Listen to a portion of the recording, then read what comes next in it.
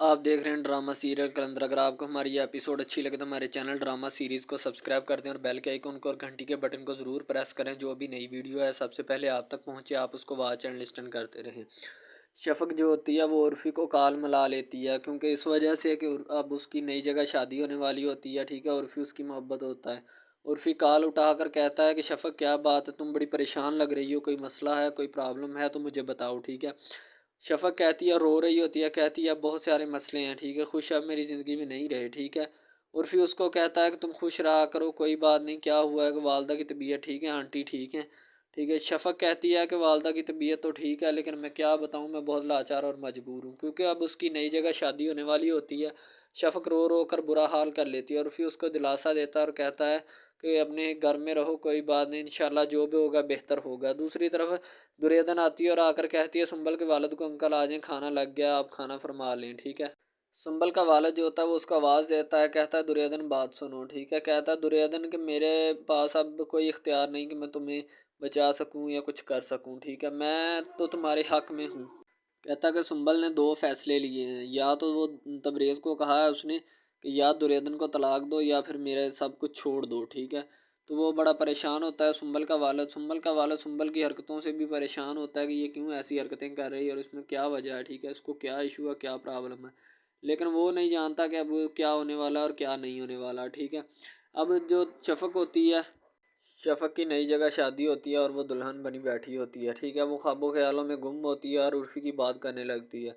उसका ख़ावंद कहता है कि मैं गैरत पसंद आदमी हूँ। ठीक है, मेरी गैरत को मत ललकारना, वरना तुम्हारे लिए अच्छा नहीं होगा, तुम्हारे लिए बहुत बुरा होगा। ये बुढ़ा सा उसके साथ शफ़क़ की शादी कर दी जाती है। उर्फ़ी बड़ा परेशान होता है कि हीरे जैसी लड़की मैंने खो दी। उर्फ़ी का कसूर तो नहीं होता, लेकिन होता तो शफ़क़ का ही है। शफ़क़ रो रही होती है और परेशान भी होती है। शफ़क़ अपने दिल में ख़्याल कर रही होती है कि मैं ना दुर्योधन पर इल्ज़ाम लगाती और ना मैं अपने घर आकर बैठती, ना ये सब कुछ होता। शफ़क़ उन लम्हात को याद कर रही होती है जिस वक़्त उर्फ़ी की उसके साथ शादी होनी थी और वो मेहंदी वाले दिन सजी धजी बैठी थी। अब उसका ख़ावंद जो है उसको ललकार रहा होता है और कहता है कि तुम्हारे लिए अच्छा यही है कि अब तुम मेरी गैरत को मत ललकारना, वरना तुम्हारे लिए बहुत बुरा होगा। उर्फ़ी भी अपने घर बैठा होता है और बहुत ज़्यादा परेशान होता है, क्योंकि उसका परेशान होना बनता है कि उसकी बेगम जो है वो किसी और के साथ उसकी शादी हो चुकी है। दूसरी तरफ तबरेज़ जो है वो रो रो कर बुरा हाल कर लेता है और आकर दुर्योधन की बजाय सुंबल के पास आता है और उसको सच बताने की कोशिश करता है। ठीक है, वो भी रोता है क्योंकि उसने दोनों के साथ ज़्यादती की होती है। जब वो आता है, सुंबल का वालिद भी बैठा होता है, सुंबल भी बैठी होती है और तबरेज़ भी। तबरेज़ की तरफ वो फ़ाइल बढ़ाती है और कहती है तबरेज़ उसको कहता है कि सुंबल, मैंने तुम्हारे साथ शादी इसलिए की कि तब मैंने जो भी ख्वाब देखे अपनी दुनिया में वो सारे पूरे कर सकूं। उसका वालिद सुंबल का जो होता है वो भी बैठा होता है, वो सब कुछ सुनता है, लेकिन वो कोई भी बात पे कोई रद्द अमल नहीं देता। कहता जो भी मैंने फ़ैसले किए वो इसलिए किए ताकि मैं ज़िंदगी की हर आसाइश हासिल कर सकूं, इसलिए मैंने तुमसे शादी की। मोहब्बत मैं आज भी दुर्योधन से करता हूँ, तुम कौन होती हो मेरे साथ मोहब्बत करने वाली, और ना ही तुम मुझसे मोहब्बत कर सकती। मैंने तो तुम्हारे साथ शादी इसलिए की जो भी ज़िंदगी के मैंने ऊँचे ख्वाब देखे वो सारे पूरे कर सकूँ। अब बात ये है कि दुर्योधन के साथ मैंने बहुत ज़्यादा ज़्यादतियाँ की हैं, मुझे माफ़ कर दो। ठीक है, सुंबल पहले तो हंस पड़ती है, हंसती-हंसती बाद में उसको पता होता है कि उसने शरारत करनी होती है। सुंबल जो है वो डिवोर्स के पेपर अपने पास से उठाकर तबरेज़ की तरफ फेंकती है कि ये डिवोर्स पेपर लो और अभी के अभी तलाक दो दुर्योधन को। ठीक है, दुर्योधन जो होती है उसको और उस सुंबल का वालिद समझा रहा होता है कि अब इसमें मेरा कोई अमल दखल नहीं है।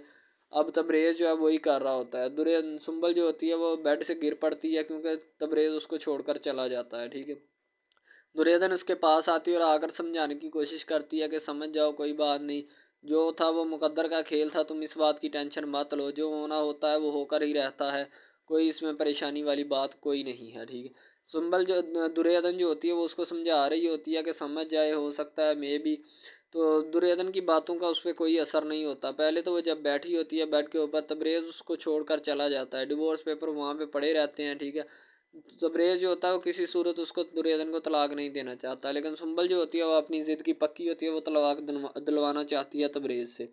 लेकिन तबरेज़ कहता है कि मैंने मोहब्बत उससे की है, मैं उसे नहीं छोड़ सकता। तुम्हारी ये जो जायदाद है ना, इसको संभाल के रखो। मैंने पहले ही दुर्योधन के साथ बहुत ज़्यादा ज़्यादतियाँ की हैं, अब मैं और ज़्यादतियाँ उसके साथ नहीं कर सकता। अब हो सके तो मुझे माफ़ कर देना, मैंने तुम्हारे साथ जितना भी टाइम स्पेंड किया है। ठीक है, तुम मेरी बच्ची की माँ हो, इसलिए मैं तुम्हें अभी भी कह रहा हूँ कि समझ जाओ, समझ जाओ।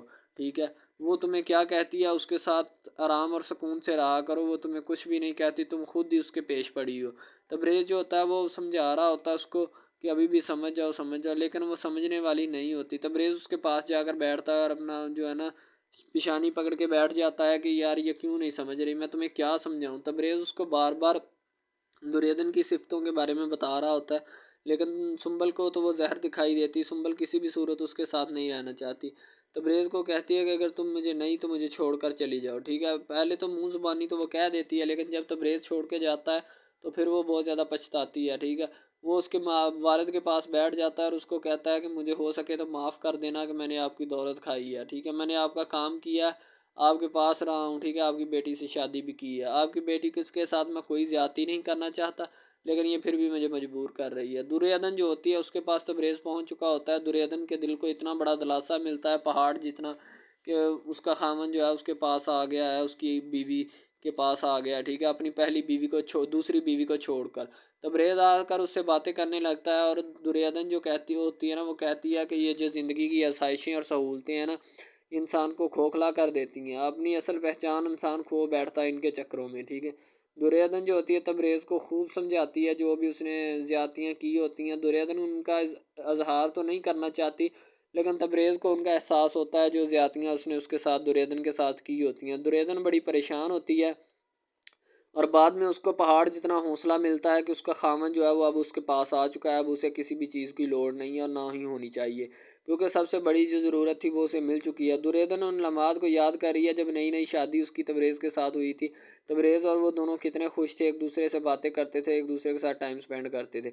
जब वो चला जाता है तबरेज़ छोड़कर, तो सुंबल ज़मीन से गिर पड़ती है, उठकर बैठ के उसके पीछे चलने की कोशिश करती है, लेकिन नाकाम होकर ज़मीन पर गिर पड़ती है। उसका वालिद जो होता है उठाकर उसको बेड पे लिटाता है।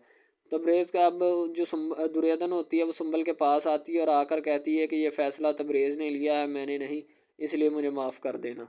तबरेज़ जो होता है वो उन लम्हात को भी याद करता है जब वो दुर्योधन के साथ टाइम स्पेंड करता था और उसके साथ रहता था। अब सुंबल जो होती है बेड पे लेटी होती है और वो बड़ी परेशान हो जाती है कि उसको छोड़ के चला गया। वो चीखना चिल्लाना शुरू कर देती है, तबरेज़ तुम मुझे छोड़ के नहीं जा सकते। लेकिन दूसरी तरफ दुर्योधन आकर उसके साथ इज़हार हमदर्दी जता रही होती है, लेकिन वो दुर्योधन की बातों को इग्नोर कर रही होती है और उसकी तरफ देख भी नहीं रहती। लेकिन दुर्योधन फिर भी उसको दिलासा और सुकून देती है। उसका वालिद उसकी बेटी को, अपनी नवासी को पकड़ पे बैठा होता है, उसे खिला रहा होता है। दुर्योधन जो होती है और सुंबल के पास आती है और उससे इज़हार यकजहती कर रही होती है। तबरेज़ अब दुर्योधन के पास आता है और उससे मिलता है और मिलकर उसके साथ कहता है कि चलो वापस घर चलें, ठीक है। तबरेज़ को अब अपनी मोहब्बत याद आ जाती है और उसकी तरफ देखकर रोना शुरू कर देता है। तबरेज़ अब वो दुर्योधन जो होती है वो जब ये बात सुनती है उसके मुंह से कि अपने घर चलते हैं, ठीक है, दुर्योधन को पहाड़ से भी ज़्यादा हौसला मिल जाता है। उसका वालिद जो होता है सुंबल का अपनी नवासी को खिला रहा होता है, कभी किसी चीज़ से कभी किसी फीडर उसके मुंह में डाला होता है, वो भी परेशान हाल हो जाता है, ठीक है।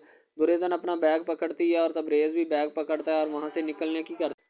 वो दोनों जाने की तैयारी में मसरूफ़ होती है। दुर्योधन कहती है चलो चलें, ठीक है। दुर्योधन की आँख हल्की सी अश्कबार होती है कि उसका खामद अब उसके साथ है, ठीक है। तबरेज़ अब थोड़ा खुश हो जाता है और वहाँ से निकलने की करते हैं अभी, अब चलो अब चलते हैं। तबरेज़ बाहर आकर बैठता है क्योंकि दुर्योधन को वो कहता है कि तुम चलो, ठीक है। दुर्योधन ने बैग पकड़ लिया होता है और वो जाने की तैयारी में होते हैं। उसका वालिद जो होता है वो घर बैठा होता है, तो वो किसी की इयादत करने के लिए अस्पताल जब जाता है तो वो उसको फ़ोन करता है तबरेज़ को फ़ोन करके कहता है कि मैं ना बेटा किसी की इयादत करने के लिए आया हूँ, तो वो जो रकम थी तो उसके बारे में क्या किया तूने, दी कि नहीं। अब जूही जो होती है वो उसको सुना रहा होता है कि तुम्हारा भाई जो है वो गारा आ रहा है, ठीक है। तबरेज़ गारा आ रहा है, वो सुनकर खुश हो जाती है, लेकिन उसे क्या पता कि भाई किस लम्हे के लिए और किस काम के लिए गारा आ रहा है। वो मुंह में उंगली दबाए खड़ी होती है। जूही सबसे मक्कार औरत होती है इस ड्रामे में, ठीक है। उसका वालिद उनको घर वालों को पुकारता है, जूही तुम किधर है, तुम्हारी माँ किधर है। जूही बड़ी मक्कार औरत होती है, ठीक है। तबरेज़ का वालिद तबरेज़ को फ़ोन करके कहता है कि मैं फ़लाँ बंदे की इयादत के लिए अस्पताल आया हूँ, तो बेटा वो रकम जो है उसका क्या किया। तो वो रकम मांगने के लिए उसका वालिद उसको फ़ोन करता है तबरेज़ को। तबरेज़ जो होता है फ़ोन अटेंड करके कहता है कि बाबा बाबा मेरे पास कुछ नहीं है, मैं कहाँ से रकम दूँगा आपको। मेरे पास अब एक फूटी कौड़ी भी नहीं है, मैं कहाँ से आपको रकम दूँ, मेरे पास अब कोई शै नहीं है, कोई चीज़ नहीं है। दुर्योधन जाती है और सुंबल के हाथ पे हाथ रख के उसको दिलासा देती है, कहती है कि मेरा इसमें कोई कसूर नहीं है, ये तबरेज़ का फ़ैसला है, ठीक है। मैं तो इस फ़ैसले में राज़ी हूँ जो तबरेज़ ने कर दिया। वो हल्का सा रोने वाली एक्टिंग करती है, ठीक है। दुर्योधन बेचारी मासूम होती है, उसके साथ बहुत ज़्यादा जुल्म और ज़्यादतियाँ हुई होती हैं। तबरेज़ जो होता है बाहर बैठा होता है, अपने वालिद का फ़ोन सुन के काट देता है और दुर्योधन का इंतज़ार कर रहा होता है कि कब वो आए और कब वो यहाँ से निकलें। ठीक है, उसका वालिद जो होता है फ़ोन कहता है बेटा क्या मसला बना, क्यों नहीं पैसे? वो कहता है बाबा जी मेरे पास कुछ नहीं है। ठीक है, अब मैं घर आने वाला हूँ, मेरा